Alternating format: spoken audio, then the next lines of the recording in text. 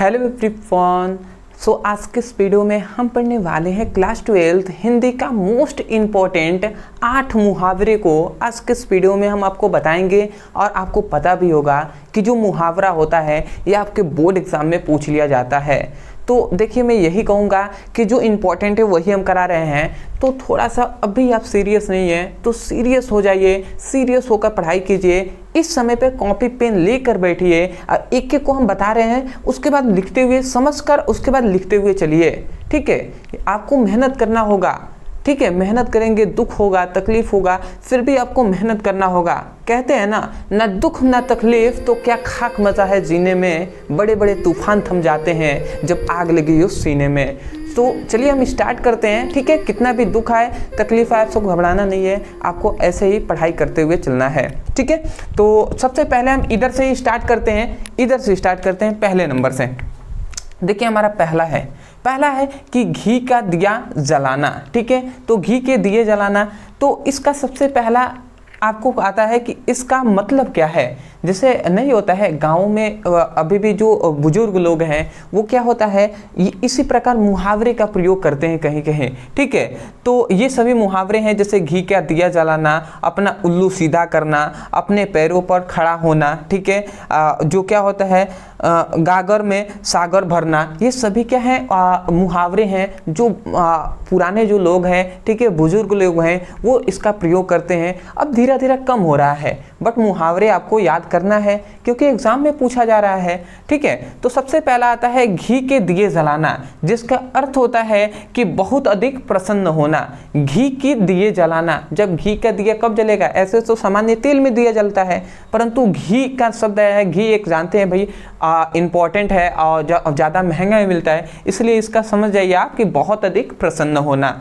अब प्रसन्न होना अर्थ आपको लिखने के बाद इसको वाक्य में भी प्रयोग करना होता है। सबसे पहला हमने वाक्य प्रयोग में क्या लिखा है कि प्रदीप ने परीक्षा में पास होने के बाद भगवान के पास क्या लगाया, घी का दिए जलाए। ठीक है, तो ये आपका समझ गए ना।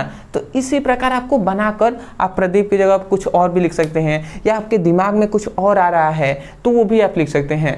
जैसे आप और भी लिख सकते हैं कि जो क्या है जब श्री राम जी क्या होते थे, वनवास से लौट कर आए थे, तो जब लौट के वो आए थे तो क्या हुआ था उस समय पर जो अयोध्या के जो पीपल्स थे, जो लोग थे, वो क्या किए थे, घी के दिए जलाए थे, बहुत मतलब प्रसन्न थे। उन्होंने दिया जलाया था ना, उस पर तो दीपावली हम मनाते हैं। तो घी का आप दिया जलाना लिख सकते हैं कि ऐसे आप लिख सकते हैं बनाकर, तो वो भी आप लिख सकते हैं। या प्रदीप ने परीक्षा में पास होने के बाद भगवान के पास क्या किया, घी का दिया जलाया। ठीक है, ये पहला आपने समझ लिया। आते हैं दूसरे पर। दूसरा हमारा है कि अपना उल्लू सीधा करना। ठीक है, अपना उल्लू सीधा करने का मतलब क्या होता है कि अपना काम निकालना।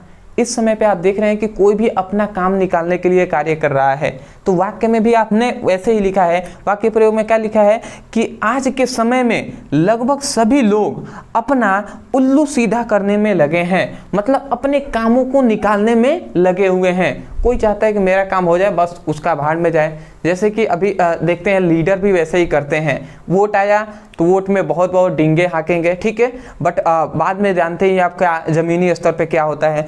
तो यही सब बातें हैं। ठीक है, तो यही है कि अपना काम निकालना, ये वास्तविकता है। बहुत से ऐसे स्टूडेंट हैं जिनको शायद बुरा लग सकता है, बट ये वास्तविकता है कि वोट आता है, जब वोट आता है तो उस समय पर जो लीडर है, जो नेता है, वो वास्तव में बहुत ज़्यादा डिंगे हाँकते हैं और बहुत मतलब ऐसे ऐसे कहेंगे, बट करते कुछ नहीं है। ये वास्तविकता है। इस समय पे भी आप देख सकते हैं, अभी फिलहाल अभी आप देख सकते हैं बिहार का, मैंने देखा कि जो बिहार पुलिस था उसमें पेपर लीक हो गया फिर से। बहुत दुख होता है कि कुछ बहुत दिन पहले ही, लगभग हमको लग रहा है कि 5-7-10 दिन हो गया लीक हुआ था। ये सभी कहते हैं जब एग्ज़ाम आता है तो क्या कहते हैं, जब वोटिंग का टाइम आता है तो कहते हैं कि एक भी पेपर लीक नहीं होगा। लीक तो हो रहा है ना। ठीक है, अभी जो क्या है, भ्रष्टाचार खत्म करेंगे, मोदी जी ने ही कहा था, हमारे प्रधानमंत्री जी ने ही। ठीक है, तो उन्होंने कहा था भ्रष्टाचार खत्म करेंगे, इतना ज़्यादा महिलाओं पर शोषण हो रहा है, ये सब आप देख रहे हैं। तो कोई नेता अच्छा नहीं है, मुझे तो यही लगता है, कोई नेता मतलब जो आपके लिए काम करे वही अच्छा है। अदरवाइज डींगे हाँकने से कुछ होने वाला नहीं है। ठीक है, अदरवाइज आप दूसरी तरीके से मत लीजिएगा, ठीक है ना, कि इसको राजनीतिक तरीके से मत लीजिएगा, ठीक है। मैंने आपको बताया कि वास्तव में सच में ये बातें हैं, ठीक है, कि डींगे हाँकने वाली तो बातें हैं, ठीक है। फिर भी आपको बुरा लगा है तो मैं इससे माफ़ी मांगूंगा, ठीक है, क्योंकि बहुत से ऐसे स्टूडेंट है ना, इसको गलत डायरेक्शन में ले लेते हैं, ठीक है। तो मुझे कहना नहीं चाहिए था, बट मैंने कह दिया। चलिए, तीसरा आता है अपने पैरों पर खड़ा होना, ठीक है। अपने पैरों पर खड़ा होने का मतलब क्या है कि स्वयं पर निर्भर होना, ठीक है। कामयाब भी होना, आप कह सकते हैं कि आप कामयाब हो जाएंगे, तो इसका मतलब है अपने पैरों पर आप खड़े हैं, दूसरे पर निर्भर नहीं है। तो वाक्य में प्रयोग क्या करेंगे कि सचिन अच्छी पढ़ाई करने के पश्चात अपने पैरों पर खड़ा हो गया, ठीक है। तो सचिन ने अच्छी पढ़ाई की तो अपने पैरों पर खड़ा हो गया। समझ पा रहे हैं ना? तो ऐसे आप वाक्य में प्रयोग करेंगे। ये सभी आपके VBI हैं। आप सोच सकते हैं संपूर्ण हम किताब से जो 8 ही आपको महत्वपूर्ण जो मुहावरे हैं वो आपको बता रहे हैं, तो सोच सकते हैं ना कितना इंपॉर्टेंट है, ठीक है ना। अगला आता है जो है कि गागर में सागर भरना।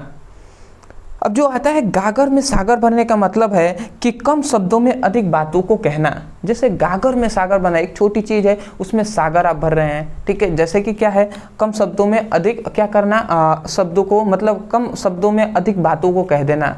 जैसे कि क्या है, जो बिहारी लाल जी हैं वो अपने जो दोहा है उसमें बहुत ही कम शब्दों का इस्तेमाल करते हैं, बट कम शब्दों में ही उनकी इतनी बातें छुपी होती हैं उसके अंदर कि आप जब पढ़ेंगे तब आपको समझ में आएगा। तो वही बात हमने वाक्य में भी प्रयोग किया है कि बिहारी लाल जी ने अपने दोहे के माध्यम से गागर में सागर भर दिए, ठीक है। तो बिहारी लाल जी ने अपने दोहे के माध्यम से क्या कर दिया, गागर में सागर भर दिया। तो ये आपके हो गए जो क्या है 4 मोस्ट इम्पॉर्टेंट जो मुहावरे हैं। इधर और भी हम देख लेते हैं मुहावरे को, एक एक करके हम समझते हुए चलेंगे, ठीक है। और भी अगर आप कहेंगे तो 2 और मैं एक्स्ट्रा आपको बता दूंगा, बट इतना इनफ है, बहुत है, इतना आप याद कर लेते हैं। तो अगला आता है पानी पानी होना। देखिए पानी पानी होना, इससे बहुत से ऐसे स्टूडेंट हैं या बहुत से ऐसे लोग भी हैं जो इसको गलत शब्दों की तरह इस्तेमाल करते हैं। उनको लगता है ये गलत शब्द है, ठीक है। इस गलत शब्द नहीं है। पानी पानी होने का जस्ट मतलब क्या है कि शर्मा जाना, ठीक है। और शर्मा जाना बुरी बात नहीं होती है, शर्मा जाना एक अच्छी बातें होती है, एक अच्छी आदत होती है, ठीक है। जो शर्माएगा, जो जिसके पास शर्म होगी वही तो शर्माएगा ना, समझ पा रहे हैं ना। तो यही बातें हैं, जिसके पास इज्जत होगी वही तो शर्माते भी हैं। तो अगला आता है वाक्य प्रयोग। अब वाक्य प्रयोग में देखिए हमने क्या आपको बताया है, थोड़ा सा देखिए हमने लिखा है कि अंजलि एक लड़के के साथ घूम रही थी, ठीक है, लेकिन तभी उसके भाई की नज़र उस पर पड़ गई, जिससे वो पानी पानी हो गए। मतलब क्या है कि जिससे वो शर्मा गई, ठीक है। तो ये हमने आसान शब्दों का प्रयोग किया है जिससे वाक्य आसान है ना, तो इस प्रकार आप लिख सकते हैं। अगर आपको और भी एग्जाम्पल दिखाई दे रहा है, आप भाई की जगह पर पिताजी भी कर सकते हैं, माता जी भी कर सकते हैं, बहन भी कर सकते हैं, ठीक है, कोई दिक्कत नहीं है। इस प्रकार और भी कोई शब्द है वो आप इस्तेमाल कर सकते हैं, ठीक है। हिंदी है भाई, हिंदी में तो आप अलग अलग इस्तेमाल ही कर सकते हैं। इंग्लिश तो है नहीं कि आपको थोड़ा सा कठिन होगा, ठीक है। यह आपका हो गया 5वां, ठीक है। तो पानी पानी होना, अब आप अगर समझ रहे होंगे गलत वर्ड तो इसको आप गलत शब्द तो नहीं समझना है, अच्छी शब्द है। पानी पानी मतलब शर्मा जाना, ठीक है, क्योंकि गाना निकल गया था ना, इसकी वजह से थोड़ा सा डिस्ट्रैक्ट हो गए लोग, ठीक है। अगला आता है कि आम के आम गुठलियों के दाम। आम के आम गुठलियों के दाम का मतलब क्या है कि आम के बदले आपको आम तो मिल गए, उसके साथ गुठलियों के मतलब आम के तो पैसे मिल ही रहे हैं, गुठलियों के भी दाम मिल रहे हैं, गुठलियों के भी पैसे मिल जाएंगे, ठीक है। तो उसको ही हम क्या कहते हैं, दोहरा लाभ होना। इसका अर्थ क्या है, दोहरा लाभ होना, दोबारा से आपको लाभ मिलना। तो देखिए हमने इसका भी फिर से लिखा है, वाक्य में प्रयोग किया है कि सचिन, ठीक है, जो सचिन है वो अखबार पढ़ता है, फिर उसी अखबार को बेच देता है। तो देखिए पहले अखबार पढ़ा तो उससे फायदा भी ले लिया, उसके बाद उसको क्या कर दिया, बेच दिया, ठीक है। तो ये तो वही बात हुई ना कि आम गुठलियों के दाम, समझ पा रहे हैं। तो इसी प्रकार वाक्य में भी आपको प्रयोग कर देना है, ठीक है। अगला आता है हमारा जो है 7वां हमारा कि अधजल गगरी छलकत जाए। अधजल गगरी छलकत जाए का मतलब होता है कि डींगे हाँकना, ठीक है, जैसे नहीं कहते हैं फेकू है वो फेक बोल रहा है, झूठ बोल रहा है, ठीक है, तो वही होता है डींगे मारना, मतलब जितने उसके पास है नहीं पर दिखावा करेगा कि भैया मेरे पास तो इतना है, ठीक है, तो वही बात है। अधजल गगरी छलका जाए, अधजल गगरी मतलब बताइए, अगर मान लेते हैं एक बाल्टी है तो उस बाल्टी में मान लेते हैं आधा वो बाल्टी भरा हुआ है, अधजल है उसमें आधा ही पानी भरा हुआ है, तो बताइए वो छलकत जाएगा। अब वो छलकते हुए जा रहा है तो इसका मतलब भरा भी नहीं है और छलक भी रहा है, तो इसका मतलब क्या हुआ कि दिखावा करना ही तो हुआ ना। तो वही बात कहा जा रहा है कि अधजल गगरी छलकत जाए मतलब दिखावा करना, ठीक है। इसका हमने प्रयोग क्या किया है थोड़ा सा समझिएगा। यहाँ पे हमने लिखा है कि कलाम को कुछ भी नहीं आता है, ठीक है जी, कलाम को कुछ भी नहीं आता है फिर भी वो बहुत डींगे हाँकता है, ठीक है।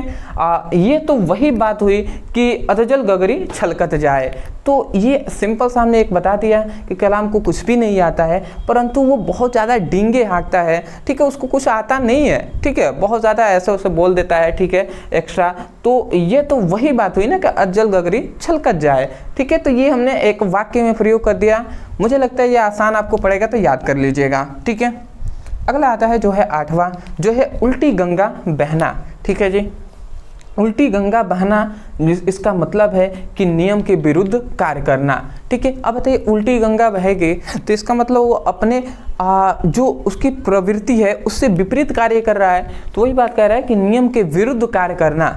जैसे कि बहुत से ऐसे स्टूडेंट हैं जो विद्यालय में नियम के उल्लंघन करते हैं, तो उसी पर हमने एक एग्जाम्पल लिख दिया है, वाक्य में प्रयोग किया है कि प्रदीप को विद्यालय में उल्टी गंगा बहाने में मजा आता है, मतलब नियम के विरुद्ध काम करने में, कार्य को करने में मजा आता है, ठीक है। तो ये हुआ वाक्य में प्रयोग, मैं आशा करता हूँ आप समझ गए होंगे।